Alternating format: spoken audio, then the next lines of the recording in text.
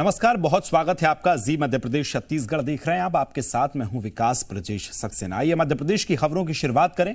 उससे पहले छत्तीसगढ़ से एक बड़ी खबर आपको बता रहे हैं, जहां आवास न्याय सम्मेलन में शामिल होने के बाद राहुल गांधी इंटरसिटी ट्रेन से बिलासपुर से रायपुर पहुंचे हैं। उनके साथ मुख्यमंत्री भूपेश बघेल समेत कांग्रेस के बड़े नेता मौजूद रहे। ट्रेन के अंदर राहुल गांधी को देखकर लोग उत्साहित हो गए और उनके साथ सेल्फी लेने लगे। ट्रेन में मौजूद लोगों ने राहुल गांधी का वीडियो भी बनाया। राहुल गांधी ने आज प्रदेश को बड़ी सौगात देते हुए छत्तीसगढ़ ग्रामीण आवास न्याय योजना का शुभारंभ भी किया है।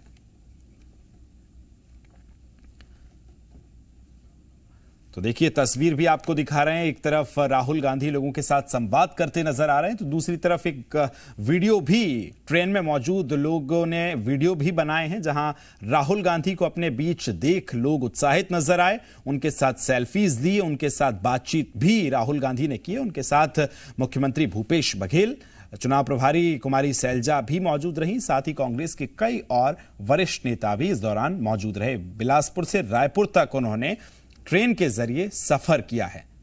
तो यह भी एक अलग अंदाज राहुल गांधी का छत्तीसगढ़ से देखने को मिला है, जहां ट्रेन से बिलासपुर से उन्होंने रायपुर का सफर तय किया। इंटरसिटी ट्रेन से वो रवाना हुए हैं।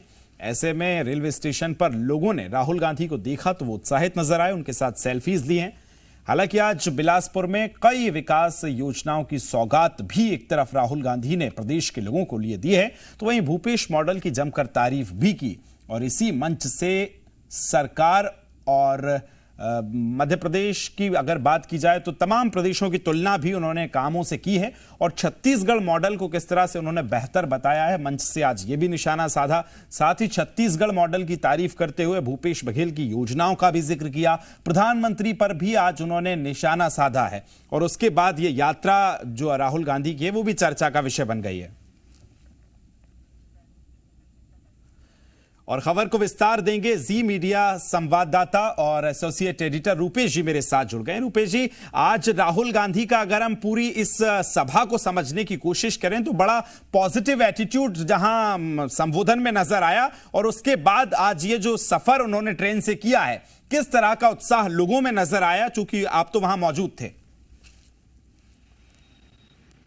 देखिए, जाहिर तौर पे कांग्रेसियों में काफी उत्साह था, लोगों में काफी उत्साह था, क्योंकि राहुल गांधी के इस एक दिन के कुछ घंटों के दौरे के साथ छत्तीसगढ़ में 3 पॉलिटिकल दांव कांग्रेस पार्टी ने खेले हैं।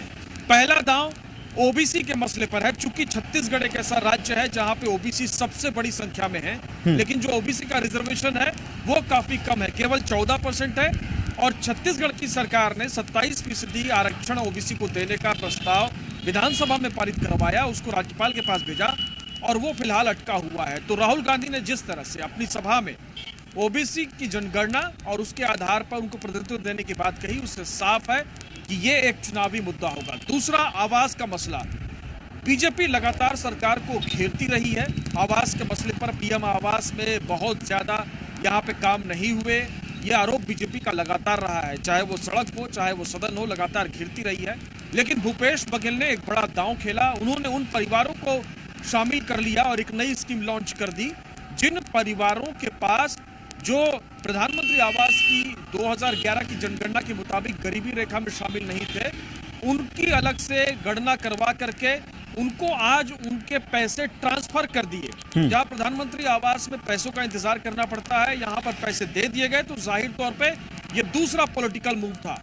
और तीसरा, छत्तीसगढ़ में जो बड़े शहर हैं उनके बीच में जो कम्युनिकेशन है उसका बड़ा माध्यम रेलवे है, लेकिन पिछले 5 सालों में करीब 60,000 से ज्यादा रेलवे के फेरे रद्द हुए हैं और कांग्रेस इस मसले को लगातार उठाती रही है। बिलासपुर से इंटरसिटी से रायपुर पहुंचकर रेल यात्रियों से बातचीत करके उनकी परेशानियों को समझ करके राहुल गांधी ने कहीं ना कहीं जो उससे प्रभावित हैं, जो उससे पीड़ित हैं, उनको टच करने की कोशिश की है। तो कांग्रेस ने 3 मुद्दों को आज राहुल गांधी की सभा में छुआ है। ये तमाम 3 मुद्दे जो भूपेश बघेल की पॉलिटिक्स है, वेलफेयर स्टेट, जिसको बार बार राष्ट्रीय स्तर पर कांग्रेस पार्टी नरेंद्र मोदी के गुजरात मॉडल के सामने खड़ा करने की कोशिश करती है, उनकी उपलब्धियों को गिनाने के साथ राहुल गांधी ने जब अपनी सभा शुरू की तो उनके हाथ में एक रिमोट था, और वो रिमोट था जिसके जरिए लोगों के खातों में सीधे पैसे पहुंचे अलग अलग स्कीम्स के। तो जाहिर तौर पे इस रिमोट के जरिए उन्होंने एक अंतर समझाने की कोशिश की और कहा कि कांग्रेस पार्टी जनता की सरकार है। कांग्रेस पार्टी जब रिमोट दबाती है तो उसका फायदा जनता को मिलता है, लेकिन अगर बीजेपी सरकार जो केंद्र में है वो रिमोट दबाती है तो उसका फायदा जनता को नहीं मिलता है। तो कहीं ना कहीं राहुल गांधी ने ये चार पॉलिटिकल दांव चले हैं और उन दावों के जरिए ये साफ कर दिया है कि भारतीय जनता पार्टी के खिलाफ कांग्रेस पार्टी सिर्फ राज्य के मुद्दों को लेकर के नहीं बल्कि सेंट्रल के मसलों को लेकर के भी जाएगी और उस मसले पर भी घिरने की कोशिश करेगी। बिल्कुल, तो आज चारों तरफ से राहुल गांधी ने ना सिर्फ हमला बोला बीजेपी के ऊपर बल्कि भूपेश मॉडल को भी दिखाया और यही कॉन्फिडेंस अब देखना होगा कि जनता कितना, जो आम आदमी है, आम मतदाता है, वो जताएगा। ये तो आने वाला वक्त बताएगा। रूपेश जी, बहुत शुक्रिया जानकारी देने के लिए और खबर को विस्तार देने के लिए।